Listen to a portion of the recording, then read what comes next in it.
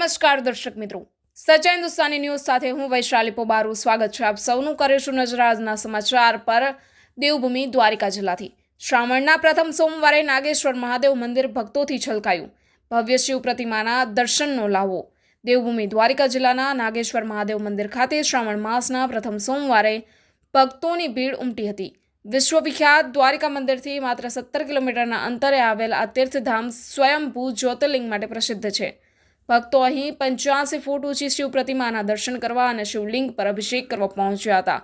પુરાણો અનુસાર અહીં નાગેશ નામના ભક્તની તપશ્ચર્યાથી પ્રગટ થયેલા ભગવાન શિવે દારૂક અને દારૂકા નામના રાક્ષસોના નાશ માટે આશીર્વાદ આપ્યો હતો।